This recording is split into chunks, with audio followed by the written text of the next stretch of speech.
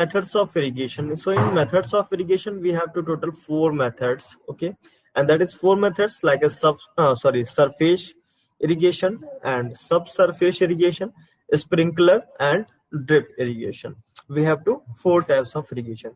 But in surface irrigation, so surface irrigation we can divide into 2 groups. One is uncontrolled flooding, and second one controlled flooding, okay. And controlled flooding we can divide in 4 parts, okay. तो सबसे पहले बात करते हैं यहाँ पर surface यानी कि सतही सिंचाई के बारे में। सतही सिंचाई की बात करें तो इसको 2 तरीके से कर सकते हैं, यानी कि 2 भागों में बांट सकते हैं, ठीक है, अनियंत्रित और नियंत्रित। फिर नियंत्रित की अगर बात करें तो इसको हम 4 तरीके से करते हैं, ठीक है, जिसमें की है border strip, check basin, ring basin and flow method. तो ये 4 तरह के हमारे पास इरिगेशन मेथड्स कौन से हो गए? Controlled flooding method.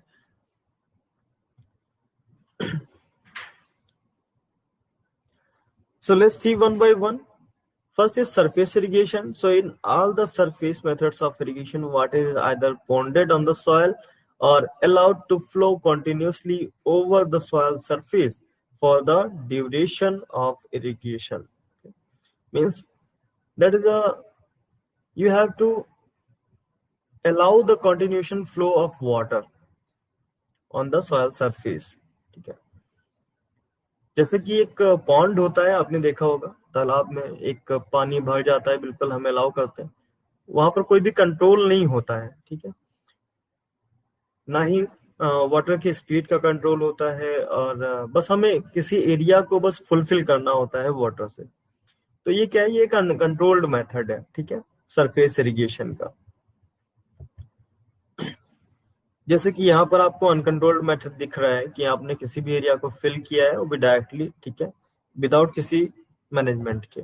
लेकिन इसके बाद हम देखें यहाँ पर कंट्रोल्ड फिल्डिंग।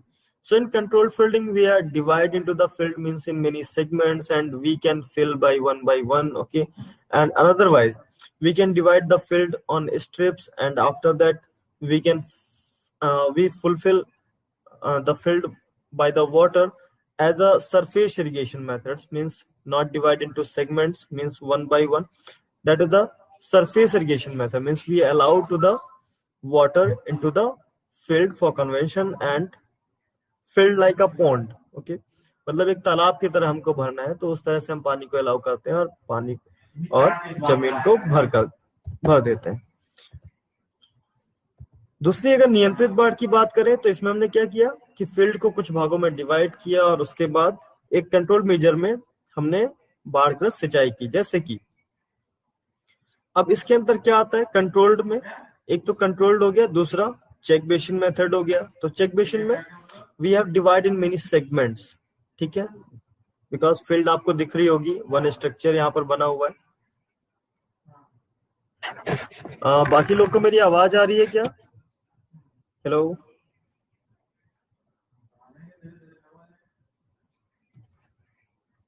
अच्छा। नेहा, अगर आपको आवाज नहीं आ रही है तो ऐसा करो, एक बार पेज को रिफ्रेश कर लो और रीज्वाइन हो जाइए आप, ठीक है।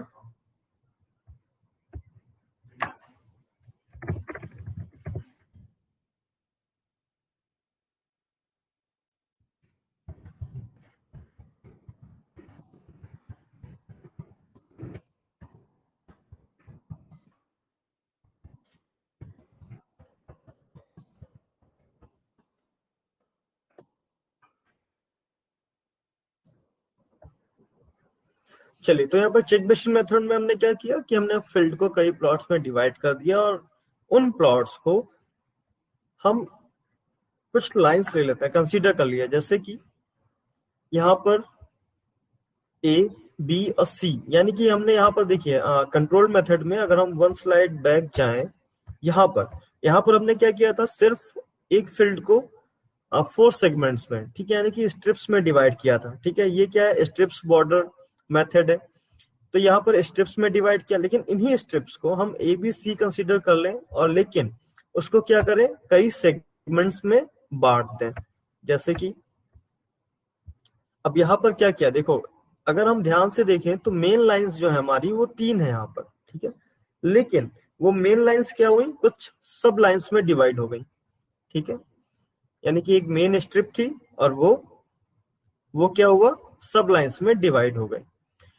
लेकिन हम जो फिलिंग का मेथड है वो सरफेस मेथड ही रहेगा, यानी कि बाढ़ की तरफ सिंचाई करनी है। लेकिन पहले हम ए चैनल ओपन करेंगे और 1 बाय 1 करके पूरा फिल कर देंगे। फिर बी चैनल ओपन करेंगे और ऐसे 1 बाय 1 करके इसको वाटर को फिल कर देंगे, जैसा कि आप इमेज में देख रहे हैं, ठीक है। तो ये क्या है, ये सारे कंट्रोल्ड सरफेस इरिगेशन मेथड है, मतलब in a control manner. Okay, so in control manner that is benefits because we have to protect from erosions. Okay, यानी कि सॉइल को हमको मृदा अपरदन यानी कि सॉइल के कण बह जाते हैं अगर हम अनकंट्रोल्ड मेथड करते हैं। तो कंट्रोल्ड मेथड में ये प्रॉफिट होता है कि वाटर एक तो कम लगता है, दूसरा percolation will be increased and the water absorption capacity will be increased, ठीक है, of the field, and the field highly saturated with this methods means in controlled methods. Okay, the next is ring basin method. So basically that methods will be follow in orchards. Okay, in orchards यानी कि हम बगीचों की अगर बात करें तो basically ये वहां पर फॉलो होता है मेथड जहां पर बड़े प्लांट्स की कल्टीवेशन, जैसे कि हम अगर हॉर्टिकल्चर में जाएं तो हॉर्टिकल्चर में जब आप फ्रूट्स की कल्टीवेशन पढ़ते हैं तो फ्रूट्स में क्या होता है, जैसे कि आपने अमरूद के पेड़ लगा दिए, ठीक है, गोवा है, मैंगो है ना। तो जब ऐसे ट्रीज की आप कल्टीवेशन करते हैं तो उसमें सरफेस इरिगेशन काम नहीं आती, मतलब सॉरी सरफेस इरिगेशन काम आती है, लेकिन अनकंट्रोल्ड मेथड से आप सिंचाई नहीं कर सकते, क्योंकि वहां पर क्या होता है, the space of between plants means अगर दो प्लांट्स हैं तो उनके बीच का अगर स्पेस हम देखें तो space of between plants it will be high, means like 8 meter 10 meter, minimum 5 meter is required in every plants। 5 metre का तो लगभग होता ही होता है। तो वहां पर अगर आप पानी डालते हैं तो वेस्ट जाएगा, है ना। तो हम क्या करते हैं, इसमें रिंग जैसा आकार, यानी कि यहाँ पर आप देख रहे हैं पेड़ की जड़ के चारों तरफ एक रिंग बना दिया गया है ना, छल्ला बना दिया गया है, और सिर्फ इसी एरिया को वाटर से फिल किया जाएगा, बाकी एरिया को नहीं फिल किया जाएगा। तो इसमें क्या है, and every ring will be connected with 1 by 1 means it will make the channels। जो आप फर्स्ट इमेज देख रहे हैं यहाँ पर उसमें आपको दिख रहा होगा कि हर एक रिंग एक दूसरे रिंग से कनेक्टेड है विद द वाटर चैनल, ठीक है, वो वाटर चैनल से कनेक्टेड है।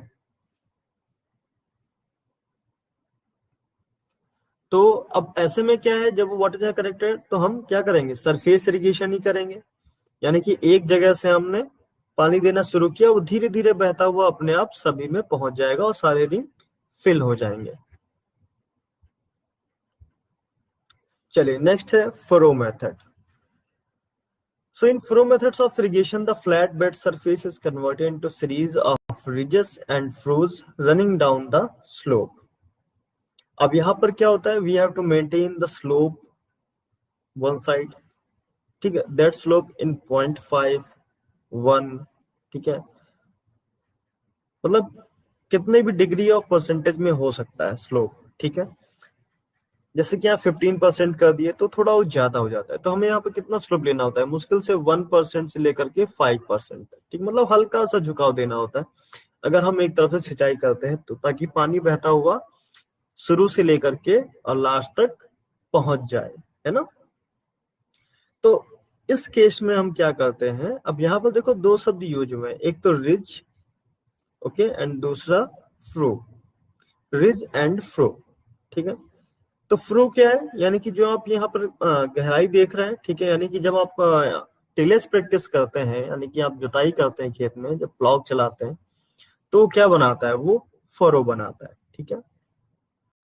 Means the soil means in the soil, ठीक है, it's flipped up and rotate upward side, वो ऊपर की तरफ रोटेट हो जाती है, ठीक है, यानी कि घूम जाती है। जो अंदर सॉइल है which is the inner layer of soil that is comes upward side, ठीक है। तो अंदर की सॉइल ऊपर आती है तो बीच में क्या बनता है, एक कूड बनता है, ये एक ओपन प्लेस है।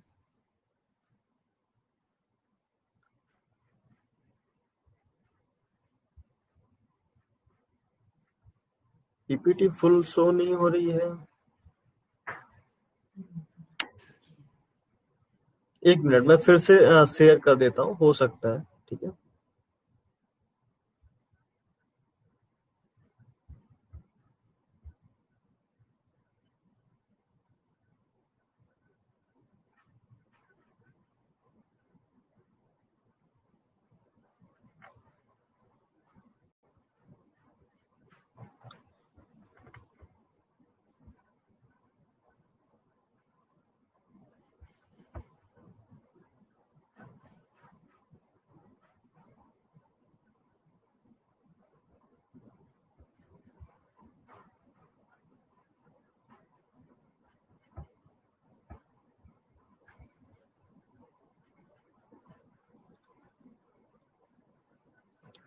ठीक है, अब ये देख रहे हैं। अभी पीपीटी फुल शो हो रही है क्या अविनाश?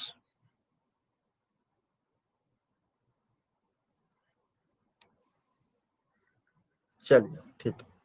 तो यहाँ पर फ्रो मेथड में क्या है, यहाँ पर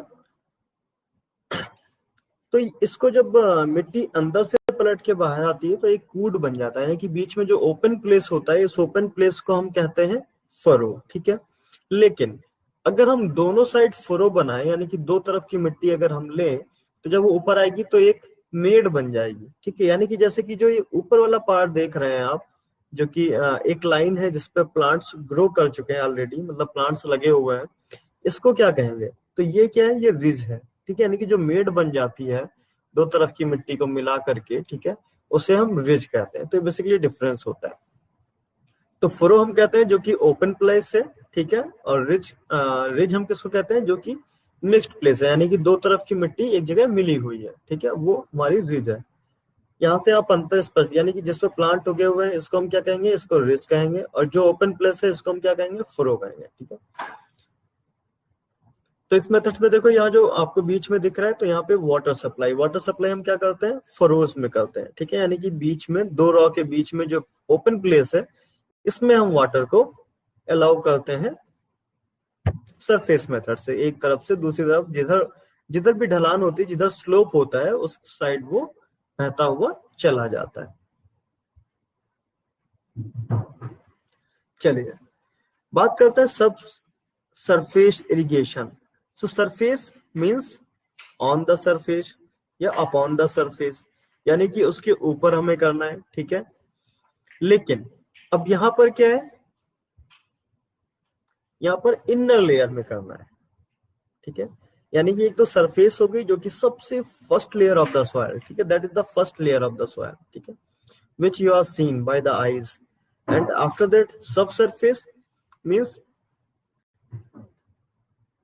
in the depth of 15 centimeter, 15 to 30 or 40 centimeter, okay, 13 to 15 to 30 or 40 centimeter, that range will be called subsurface। ठीक है, अगर इरिगेशन की बात करें तो ऊपर की अगर 15 सेंटीमीटर की हम सॉइल छोड़ दें, जहां पर हम क्रॉप ग्रो करते हैं या फिर कोई भी सीड सोइंग करते हैं, तो उस लेयर के नीचे सिंचाई देने को हम क्या कहते हैं, सब सरफेस कहते हैं। जैसे कि यहाँ पर दिया हुआ है, सब irrigation is the method of applying water beneath the soil surface close to the plant roots so that either water seeps from the sides of the channels towards the plant roots or through capillary movement upward।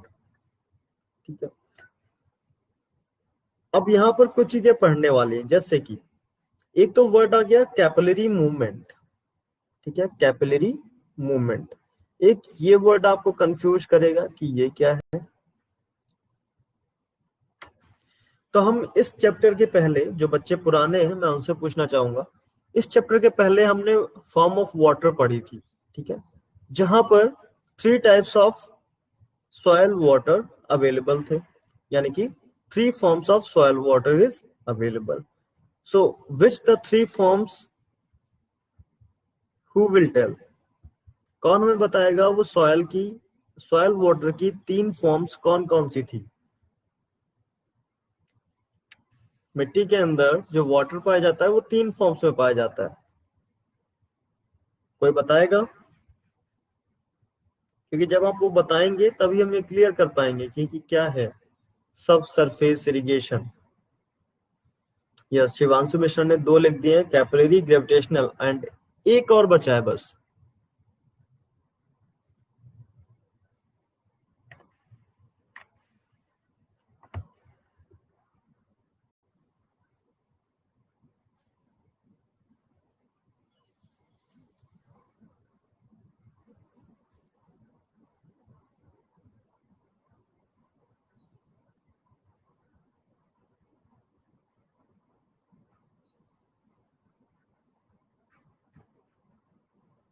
Yes, Rahul Raj, very good.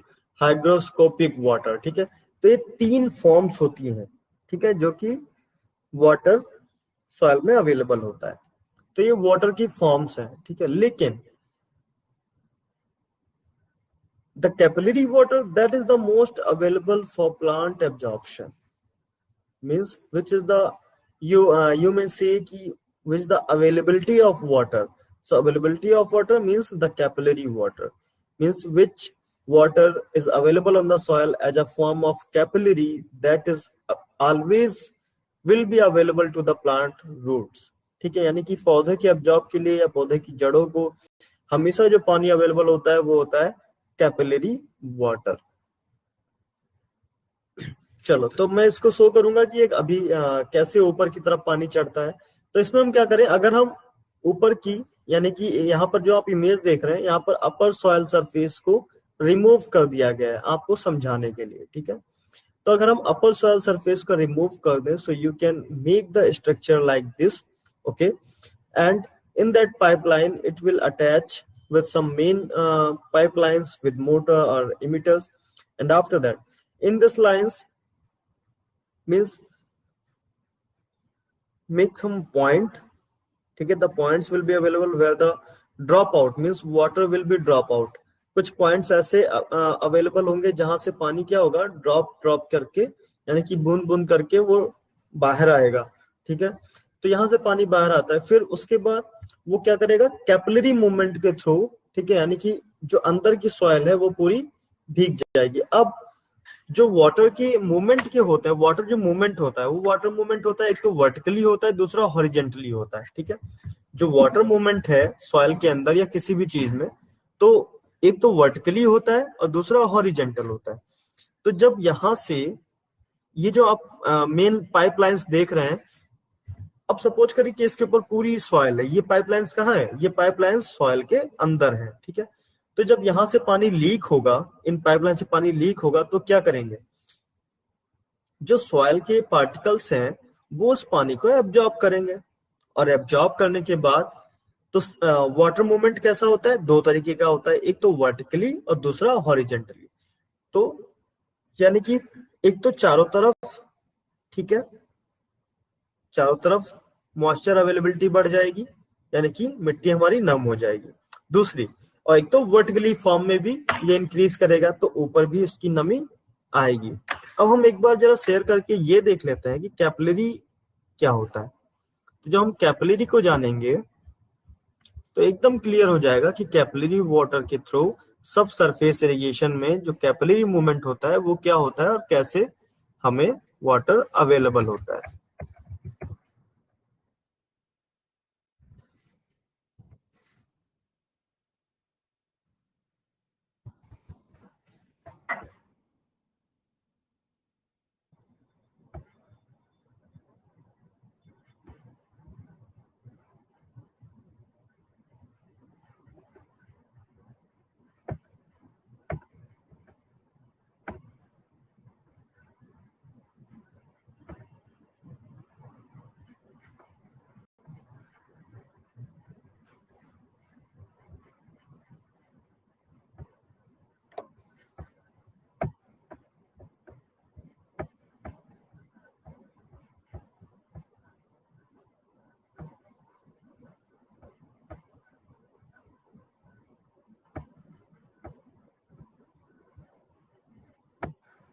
देखिए students, अब यहाँ पर आपको एक image दिख रही है जिसमें क्या है, एक टब जैसा है, और उस टब में क्या है, वो पानी भरा हुआ है, और उसमें कुछ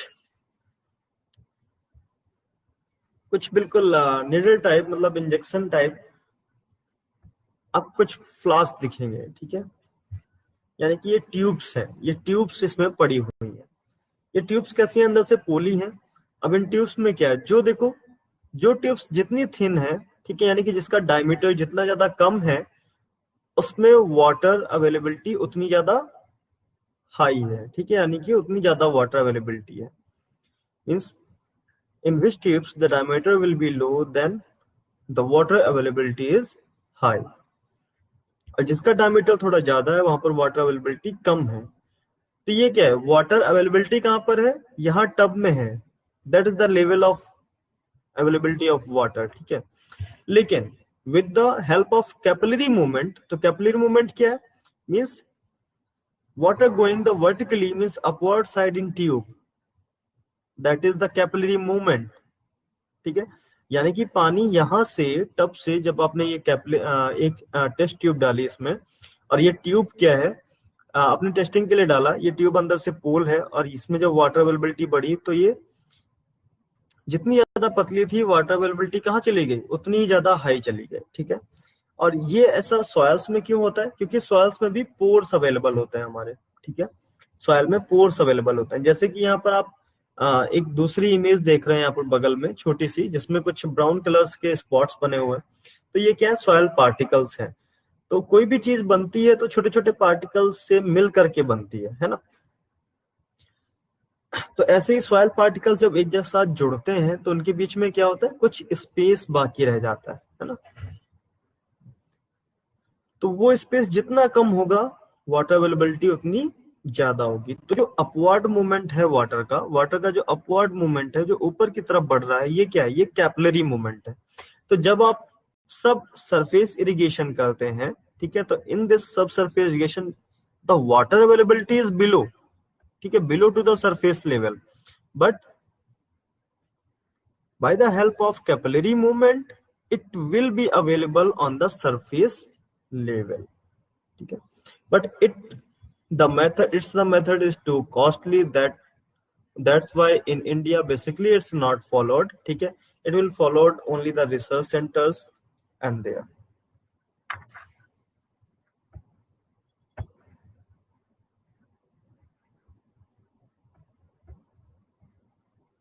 तो चलिए, सब सरफेस मेथड को हमने समझ लिया, फटाफट आगे बढ़ते हैं।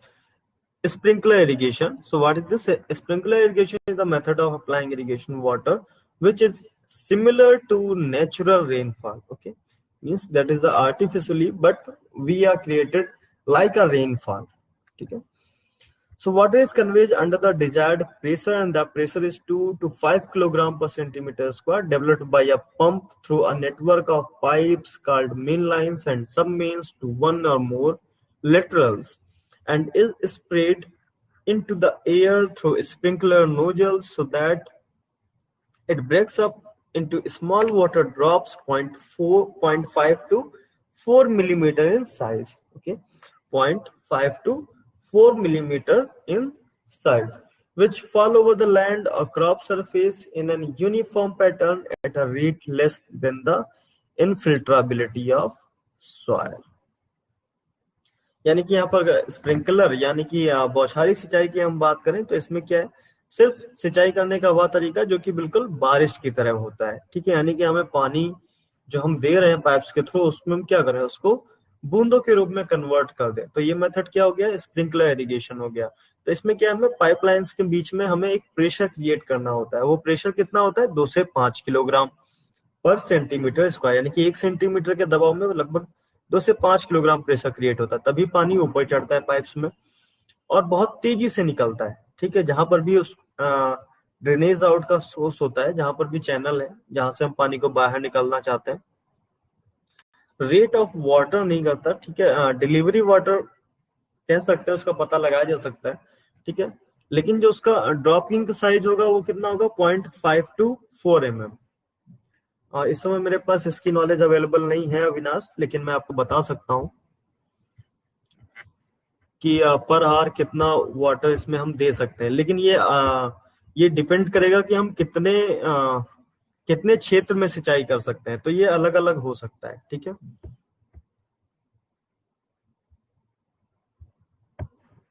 क्योंकि आपने जितनी दूर में ये चीज लगाई होगी तो उसके हिसाब से ये अलग अलग हो सकता है।